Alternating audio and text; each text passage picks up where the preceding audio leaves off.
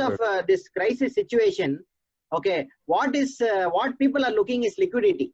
Okay, but the problem is with respect to house or property, you cannot sell just like that and make money. That is the only drawback. Okay, so what people are looking is invest in a place where they are able to sell the property fast. So if as a realtor you are able to give the confidence to the buyer that sir, you can liquidate it any time and the return will be on a higher side, definitely the NRIs or anyone would like to buy the property. But because of this fear and we are not able to find out best properties, so a lot of them have a fear then they do not invest in property, rather invest in gold and keep it in a deposit scheme or buy shares. But the time is the share market also share market also definitely it's volatile now. Okay, so people who have money definitely are also investing in shares because the market is very low. Okay. And one more, yes, there is a hope actually. Would have seen in the paper also the recent past. There is a company shifting out of from China. They one of their options they opt for our country. What would be the gain for real estate industry? I mean, they have even they shortlisted Chennai, Ahmedabad, and AP for the alternative destination from China. So mainly they want to invest in the in the logistics point of view as well as in the industry. So advantages for us for Chennai, especially for Chennai, there is a huge advantage when well connected by road, by port actually. So I mean, in general, so what is your opinion about that? Shifting out of China, whether it will be a long, you can expect more companies from China or what? It's only a short time. Okay. See, I have personally got a couple of inquiries and a couple of my friends also have got a couple of inquiries from Japan and China. There are a lot of companies which are actually planning to shift their base in India. Okay. The shift in India will slowly take an increasing trend, sir. But because one of the major problem is it is investment in India is not that flexible like other countries. Okay, so if you see the ranking in terms of ease of doing business, India ranks as of now it's on a 63rd position. Ease of doing business with respect to all those 200 plus countries, India ranks on 63. Okay, but on the other side, our government is also taking a lot of initiative to actually ease out business by giving a lot of schemes, giving a lot of subsidies, so that a lot of companies come and invest in India. But if you see with respect to China, government has imposed a rule where no longer any Chinese company directly or indirectly cannot incorporate a company without RBI approval. With respect to Chinese investment, there is a block as of now. So they are not saying don't start companies in India, but what they say is you have to go through a mandatory RBI approval. Okay. So all these Chinese investment and companies from China, if they want to directly incorporate a company in India, okay. So, but there are a lot of incorporations which is happening. It's not like it's not happening. I see a lot of traction with respect to Japan. A lot of them are moving from Japan to India. So because with respect to this textile industries, I see a lot of growth in that sector. Anyway, hopefully we'll get more business in future. And as I mentioned in my earlier, the key factor, one of the point actually, I need a suggestion from your side for the realtors community, growing from single realtor to multi-dimensional, multinational realtor company. What are the points to be taken? I mean, taken care by the realtors in order to overcome this pandemic as well as future. There will be futures there for everybody, of course. For say for shifting out of China, I mean we have to gear as a realtor. We all should gear up for the same. So your suggestion for the same thing, how to manage? See, like other business in real estate trade, our realtors also I mean, suffered like anything. There is no last 3 months due to this pandemic. So now things are changing. We are getting slowly. We are getting calls from the respective clients as well as now how to manage the what do you call the finance effectively. We have to foresee the future also, and growing from single entity. So, your suggestion for this? Okay, sir. Wherever I actually speak, I tell the first thing that do not sell your service. Create yourself as a brand. Okay, so that is where most of the people they miss out actually.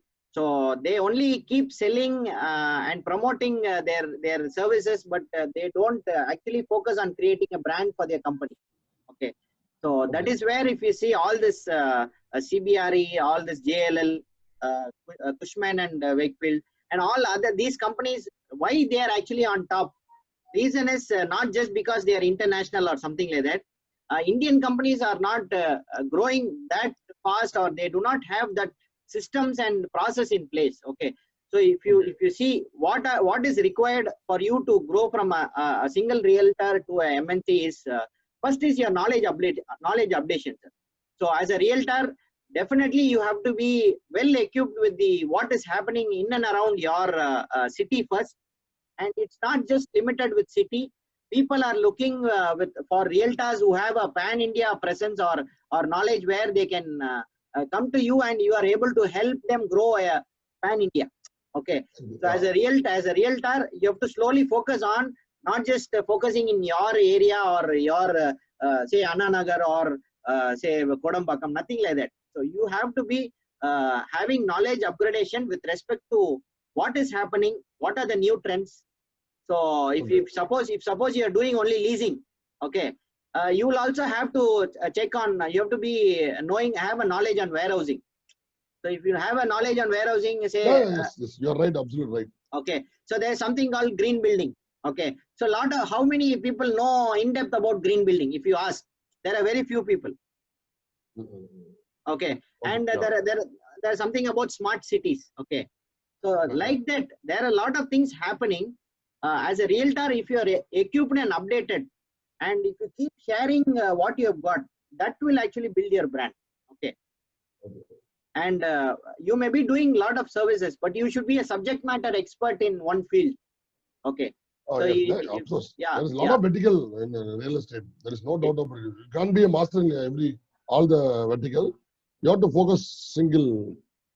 Okay. Okay. And as far as I have seen, who are successful is 99%. If you see, they will generally focus on residential or commercial. Correct? Yes. Yes. But if you see in the commercial sector itself, there are a lot of in-depth pockets where you can actually specialize in warehousing. You can actually a subject matter expert in implementing green buildings or finding out green buildings where it can be put. So there are so many things, sir. So you have to have a different playing field. Not like all are doing residential, commercial. You become just like another realtor. So you have to focus. You have to focus on that type, and you have to collaborate more and contact more. See, you are a part of an association. So imagine if say you are 40 plus members. Okay, if 40 plus members, if 40 plus members take up each area of specialization, imagine if you all join together, you can actually approach any international company or any big brand. Wonderful. Yes. Okay. So the thing is, there should be a shift of focus. Instead of competition, you have to actually collaborate. Yes. Okay. And collaborate in such a way that there is no other association who can be better. So it should be like if anything wanted in India, say suppose a Japanese company wants to start a manufacturing plant in India. So your association or your knowledge should be in such a way that they automatically come and approach you based on your subject matter expert. Okay. And there is other side where there should be systems and process. So you should give 360-degree support to your client.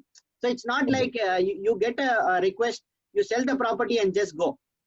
So you have to create a long-lasting relationship with the client. Okay. So your after sales service, your legal, you have to support them on the legal side. On the taxation side, you should be able to support them. and your after sales service also should be in such a way. So all this process system only will actually help you grow from a single realtor to MNC, sir. Thank you so much, Amrith. This is a very. I request secretary. So, any other question, secretary? Prabhu. Yes, there is one of our. Someone has Yeah, sent a message. query, which he says, how do we raise low-cost funds for greenfield hospitals for construction? Is there specific PE funds that focuses on hospital projects globally? Amrith, it is there in Q&A. If you want a clarity on the question, and if you could answer for it, that will be great. Okay. Can they be a little more specific, sir? It is which place, like in Chennai or which area they are looking at? Nazeer, if you could elaborate the question, it will be of use. Okay. See, in general, with respect to construction and project funding, okay. If you see, bank are the only source of low cost funding, sir. Because if you go to NBFC or any private investment or something like that, okay, definitely it will be a costlier affair. But there are a lot of companies who also do a public raising of funds rather than going to the bank. They actually start a public limited company and raise funds through public based on the project. Okay, so it all depends on what is the project, how feasible is the project, what is the impact the project can create.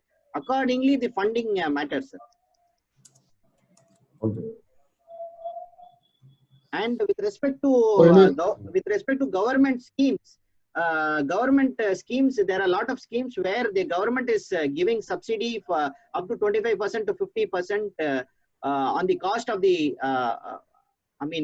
setting up of things and construction. Definitely government schemes are there. With respect to hospital, it is there. Mr. Nagarajan, hope your query has been answered. And there is one more question raised by one of our participants. What is your opinion on ready to move in under construction or under construction property finances related query?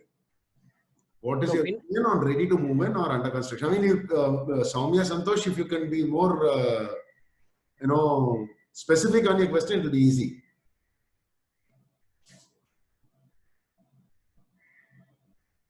Yeah.